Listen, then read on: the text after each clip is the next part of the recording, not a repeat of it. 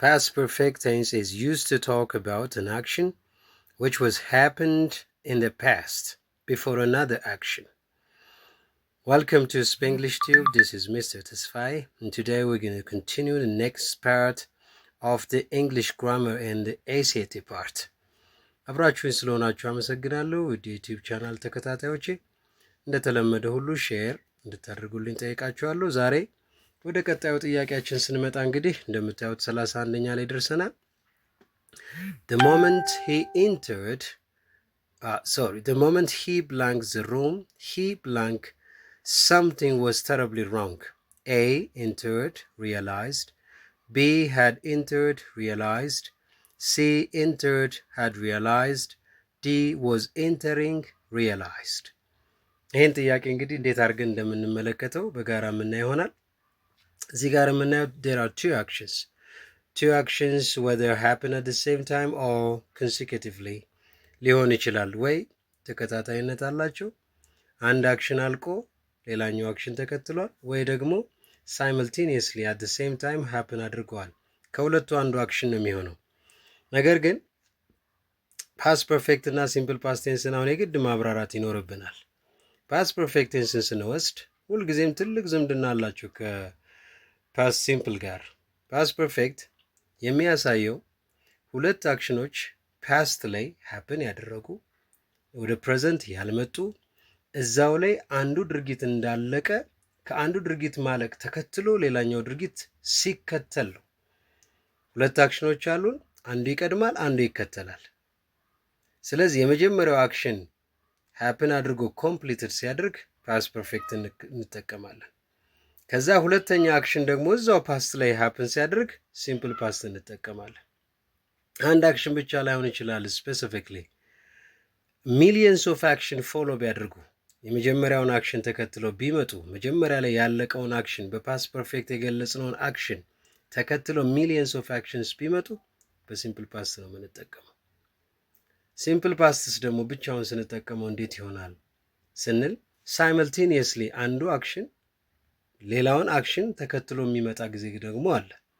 I washed my face, I brushed my teeth, I wore my uniform እያልን ስናወራ ሁሉም ሲምፕል ፓስት ነው።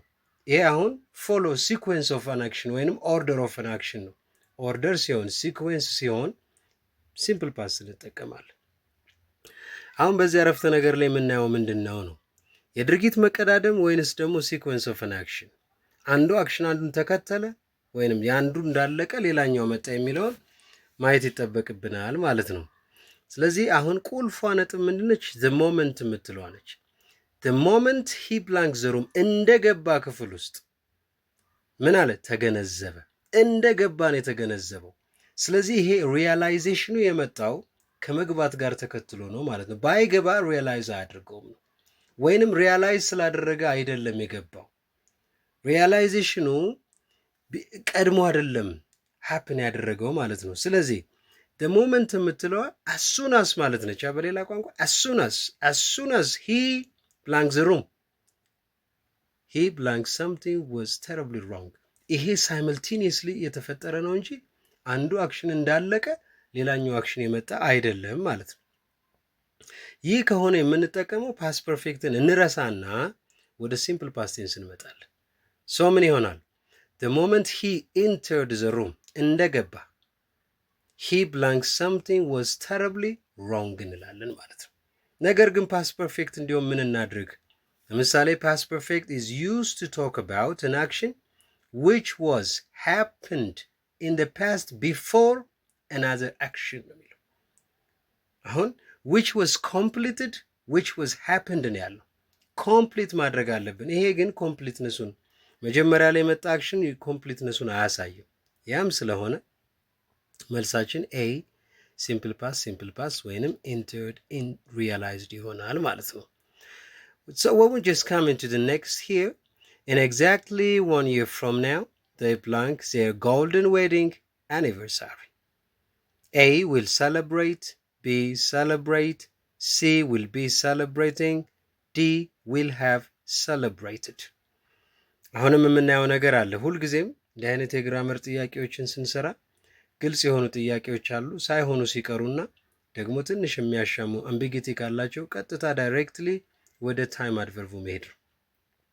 ታይም ፍሬዙ ላይ ትኩረት ማድረግ ያስፈልጋል። አሁን ይሄንን ይዩት። in exactly 1 year from now ስፔሲፊክ ነው። ስፔሲፊክ ታይምን ደግሞ ፊውቸር ፐርፌክት ይጠቀማል። at the same time ስፔሲፊክ ታይምን ሲምፕል ፊውቸርም ሊጠቀሙ ይችላል። ሌሎችም እንዲሁ ኮንቲኒየስ ቴንሶችም ሊጠቀሙት ይችላሉ። ነገር ግን አሁን እዚህ ጋር የምናየው ምንድን ነው?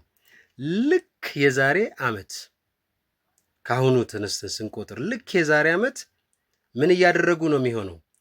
አድርገው ኮምፕሊትድ ያደርጋሉ ወይንም ደግሞ ይሄ የወርቅ ኢዮቤልዩ የጋብቻ ክብረ በዓላቸውን አክብረው ይጨርሳሉ ወይንስ እያከበሩ ነው የሚገኙት የሚለውን ትኩረት ማድረግ ያስፈልጋል። በዚህም ምክንያት ልክ የዛሬ ዓመት ያከብራሉ ነው። ያ ክብረ በዓል ኮምፕሊትድ ያደረገ አይደለም። ኮምፕሊትድ ኢን ፕሮግረስ ላይ ያለ ነው። ሂደት ላይ ያለ ነው። ይጀምራል ግን ያላለቀ ነው። ሂደቱን ነው የሚያሳየው። ይሄ ሂደት የሚያሳየው ማን ነው ካላችሁ ኢን የምትለው ፕሪፖዚሽን ነች። ለምሳሌ ባይ ኔክስት ይር ብንል ፊውቸር ፐርፌክት ልንጠቀም እንችላለን። ባይ ኤግዛክትሊ 1 year ፍሮም ናው ቢል አሁንም ፊውቸር ፐርፌክት እንጠቀማለን። ኢን የምትለው ፍሬዝ የምታሳየው ግን ኮንቲኒቲ ነው። ስለዚህ ፊውቸር ፐርፌክትን እንተወዋለን ማለት ነው። ሰለብሬትን ብንወስድ ሲምፕል ፕሬዘንት ነው። ሲምፕል ፕሬዘንት ስፔሲፊክ ታይምን አይፈልግም። ያንን እናልፈዋለን። ዊል ሰለብሬትም እንደዛው። ስለዚህ በዚህ ጊዜ ድርጊት ስላለ አክሽን ስላለ ያንን አክሽኑን የሚያሳየን ዌዲንግ ስነ ስርዓታቸውን እያከበሩ መሆኑን የሚያሳየን ዊል ቢ ሰለብሬቲንግ ይሆናል ማለት ነው። ሶ ምን ይሆናል? ኢን ኤግዛክትሊ 1 year from now they will be celebrating their golden wedding anniversary እንላለን።